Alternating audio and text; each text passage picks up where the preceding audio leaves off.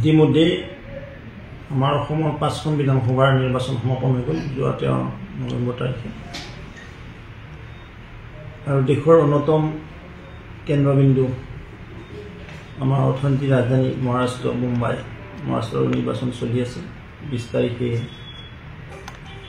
শেষ পৰ্যায়ৰ নিৰ্বাচন হ'ব ঠিক তেনে ঝাৰখণ্ডত মাননীয় মুখ্যমন্ত্ৰী মহোদয়ে সহপ্ৰভাৰী হিচাপে অল ইণ্ডিয়া লেভেলত যিদৰে আগবঢ়াই লৈ গৈছে অসম সন্তান হিচাপে আমি ধন্যবাদ জনাইছোঁ শুভেচ্ছা জনাইছোঁ আৰু তেখেতৰ বলিষ্ঠ নেতৃত্বত ঝাৰখণ্ডত ভাৰতীয় জনতা পাৰ্টী আমাৰ NDA গভৰ্ণমেণ্ট হ'ব মহাৰাষ্ট্ৰতো আমাৰ চৰকাৰ হ'ব NDA গভৰ্ণমেণ্ট সেই অসমতো আমাৰ যি 5খন উপ নিৰ্বাচন হৈছে 5খন আমি আমাৰ মিত্ৰগোষ্ঠীৰ প্ৰাৰ্থীসকল জিকিবলৈ সক্ষম হ'ব পাছেই জিকিব বিহালী আৰু চামগুৰিলৈ বিৰুদ্ধে কৈ আছে যে সেইখন আসন কোনো পক্ষে এইবাৰ বিজেপিয়ে লাভ নকৰে বিহালীও 23 তাৰিখে গম পাব বিহালী কোনে পায় কংগ্ৰেছক পাহৰি গৈছিল কংগ্ৰেছ চৰকাৰ থকাৰ দিনতে ৰঞ্জিত দত্ত ডাঙৰীয়া বিহালী সমষ্টিৰ পৰা দুবাৰকৈ নিৰ্বাচিত হৈছিল তাৰ পৰৱৰ্তী সময়ত আকৌ ৰঞ্জিত দত্ত ডাঙৰীয়া 2016 চনত 2021 চনত অৰ্থাৎ 4বাৰকৈ আমাৰ দখলত আছে আৰু পঞ্চমবাৰৰ কাৰণে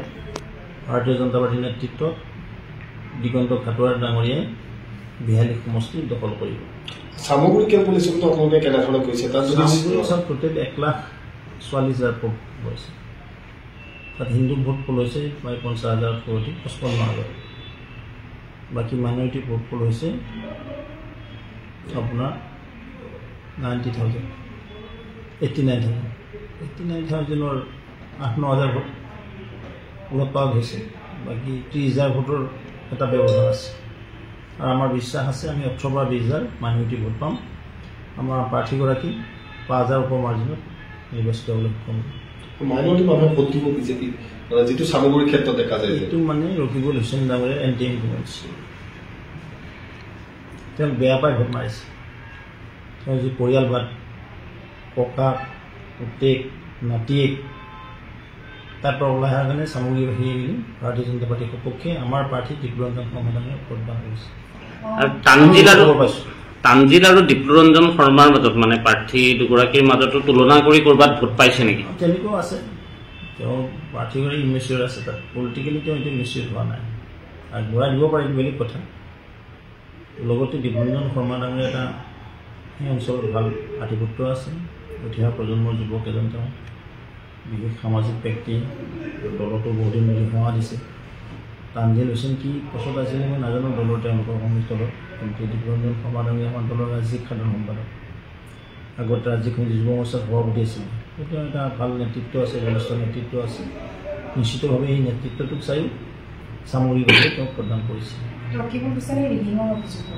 ৰকিবুল হুছেইন ডাঙৰীয়া নিজে ৰেগিং কৰে নিজে ৰেগিং মাষ্টৰ তেওঁ এইবিলাক কৰি সেইটো অৱস্থা পাইছিল তেওঁ এইটো গোটেই কাজিয়াখনৰ সূত্ৰপাত মেইন সূত্ৰধাৰ তেওঁ এইটো আছিলে তেওঁ কাজিয়া কৰি কেনেকৈ ভয় ভীতিগ্ৰস্ত কৰি ভোটটো লৈ গ'ল কিন্তু এইবেলি নোৱাৰিলে এইবেলি খেনৰ এটা তেওঁ হালধীয়া ফুল দেখি পাই গৈছে এইবাৰ উপ নিৰ্বাচন হালধীয়া ফুল মানে সৰিয়হ ফুল দেখিছে কৈছোঁ আৰু পঞ্চায়ত নিৰ্বাচনৰ কথাও এতিয়া ওলাই আছে পঞ্চায়ত নিৰ্বাচন যিহেতু আমাৰ টাইম হৈছে নিশ্চিতভাৱে আমি ডিচেম্বৰ মাহৰ শেষত বা জানুৱাৰী মাহত এই পঞ্চায়ত নিৰ্বাচন হ'ব নিৰ্বাচন আয়োগে দিন ঘোষণা কৰিব তাৰ আগতে আমাৰ সংগঠন হিচাপে আমি ভাৰতীয় জনতা পাৰ্টী আমি প্ৰস্তুত হৈছোঁ ইতিমধ্যে আমাৰ ডিচেম্বৰ মাহৰ 10 তাৰিখৰ আগতে জিলাই আমাৰ কৰ্মী সভা হ'ব পঞ্চায়ত নিৰ্বাচনৰ প্ৰস্তুতি সভা হ'ব লগতে পঞ্চায়তৰ পৰিচালনা সমিতিখন গঠন কৰা হ'ব কেতিয়া কৰিব এই ৰিজাল্টৰ পিছতে অৰ্থাৎ 23 নৱেম্বৰৰ পিছতে কৰ্মী সভা আমি 10 ডিচেম্বৰ আগত ৰাখিম জিলাই অসম গণ পৰিষদ আৰু বিজেপিৰ যিটো মিত্ৰতা ৰামধেনু সদৃশ সেই মিত্ৰতাৰ এতিয়া এজিপিৰ বহু নেতাই এনেকুৱা ধৰণৰ কথা কৈ আছে যে বিজেপিয়ে তেওঁলোকক বহি বিভিন্ন সময়ত এজিপিক গুৰুত্ব নিদিয়ে আৰু ইলেকশ্যন আহিলে অকণমান গুৰুত্ব দিয়ে কিন্তু এজিপিয়ে নিজৰ শক্তি নেতৃত্বটো আলোচনা হ'ব তেখেতসকলৰ যি নেতা আছে অসম গণ পৰিষদ দলৰ সভাপতি তথা মন্ত্ৰী সন্মানীয় অতুল বৰা ডাঙৰীয়া আছে কাৰ্যকৰী সভাপতি আছে তেওঁলোকৰ এইবিলাক চৰ্চা হ'ব। সত্যব্ৰত কলিতাই কালি আকৌ স্পষ্টকৈ কৈছে যে 21ত আমি বিজেপিক এৰি দিছিলোঁ চিটখন কমলপুৰ, 26ত কমলপুৰ আমাক লাগিবই। আৰু এতিয়া হোৱা নাই, ভাগৱতৰ সময় আহক, 26লৈকে আৰু এটা বছৰ মাজত আছে। আজি নৱেম্বৰ মাহৰ 19 তাৰিখ, ডিচেম্বৰ মাহটো টাচ কৰাই নাই আমি। আকৌ ডিচেম্বৰ গৈ আকৌ ডিচেম্বৰ পাব লাগিব, 25 ডিচেম্বৰ, তাৰপিছতে 26 আহিব। ব্ৰহ্মপুত্ৰত বহুত পানী গৈ থাকিব এই মুহূৰ্তত, মানে নাপাবও পাৰে হ'ব পাৰে। মই ক'লোঁ কি 26ৰ এলায়েন্সটো এতিয়াই ক'ব নোৱাৰি কোনে কোনখন আসন খেলিব। মানে আন এটা বিষয় হ'লে মণিপুৰক লৈ এনডিএ ভাঙন নহাৰো বিভিন্ন আমি আমাৰ ৰাজ্যখনৰ কথা চাম। তথাপিও আমাৰ যিটো চুবুৰীয়া ৰাজ্য মণিপুৰ, তাত শান্তি প্ৰতিষ্ঠা হোৱাটো আমি বিচাৰোঁ। আৰু ইতিমধ্যে দেশৰ সন্মানীয় গৃহমন্ত্ৰী অমিত শ্বাহ ডাঙৰীয়াই এই গোটেই পৰিস্থিতি পৰ্যবেক্ষণ কৰি আছে। নিশ্চিতভাৱে আমি আশা কৰোঁ অতি সোনকালে মণিপুৰত শান্তি স্থাপন। বিজেপিৰ সংগঠন পৰ্ব ইতিমধ্যে চলি আছে। আমাৰ ৰাষ্ট্ৰীয় কাৰ্যালয়ত দীনদয়াল মাৰ্গত অহা 22 তাৰিখে এখন সভা অনুষ্ঠিত হ'ব।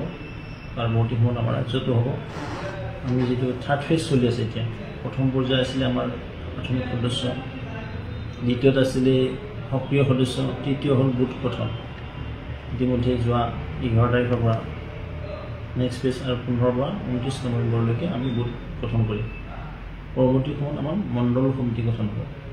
মণ্ডল হোৱাৰ পিছত জিলা হ'ব, জিলাৰ পিছত ৰাজ্য। মানে বুথৰ নতুন বুথ কমিটি হ'ব, নতুন মণ্ডল দুটা টাৰ্ম, নট 2 ইয়াৰ্ছ, দুটা টাৰ্ম থাকিলে তেওঁলোকে থাৰ্ড টাৰ্ম বুথৰ সভাপতি হ'ব নোৱাৰে।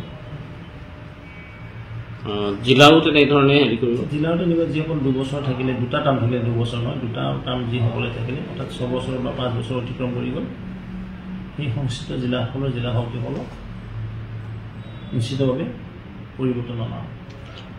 ৰাজ্যিক সভাপতি আৰু ৰাষ্ট্ৰীয় সভাপতিৰ নিৰ্বাচনটোৰ কথা অকণমান কেনেধৰণে? আমাৰ যিটো 22 তাৰিখে এটা সভা আছে, ৰাজ্যিক সভাপতিৰ তেনেকৈ এখন সভা হ'ব অল ইণ্ডিয়া লেভেলত।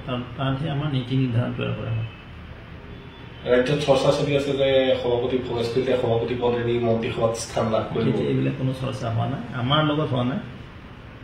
আমি দলীয় কাৰ্যকৰ্তা আছে, আমাৰ য'তে থৈ তাতে নেতা থাকিম, আমাৰ কোনো হেৰি নাই, নহয় জানো?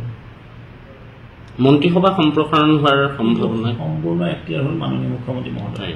তেখেতে চৰকাৰ সুন্দৰভাৱে চলাই আছে, তেখেতে জানে, সকলো কোৱালিফাইড। কিন্তু কাক ল'লে তেখেতৰ মন্ত্ৰীসভাখন ভালদৰে চলিব, জনতাক সেৱা দিব পাৰিব, বা যিখিনি কাম আধৰুৱা হৈ আছে এতিয়াও সেইখিনি কাম সম্পূৰ্ণ কৰিব পাৰিব 26 আগত। সেই নিমিত্তে মুখ্যমন্ত্ৰী মহোদয় 100% এক্টিয়াৰ আছে, আৰু তেখেতে এই যিটো সম্প্ৰসাৰণৰ বিষয় ত্বৰান্বিত কৰিব বা আগুৱাই লৈ যাব। ভৱেশ কলিতাই 26ৰ যিটো নিৰ্বাচন, সেইটো নিজে নেতৃত্ব দি ভাল পাব নে এতিয়া মন্ত্ৰী হৈ থাকি ভাল পাব? নেতৃত্ব দি আছোঁ, 26তো লাগি দিম, 31তো লাগিম, 29তো লাগিম। প্ৰতিটো নিৰ্বাচন 1994 পৰা লাগি আছোঁ, লাগি থাকিম। নাই নাই সঁচা, মই 94 পৰা লাগি আছোঁ। 96ত আমি লোকসভা খেলিছোঁ, বিধানসভা খেলিছোঁ, 2001ত বিধানসভাত আমি লাগিছোঁ, 2006ত, 2011, 2016, 2021 ইলেকশ্যন আহি থাকিব। আমি কাৰ্যকৰ্তা হিচাপে আমাৰ যিখিনি দায়িত্ব সুচাৰুৰূপে পালন কৰি যাম। মই ক'লো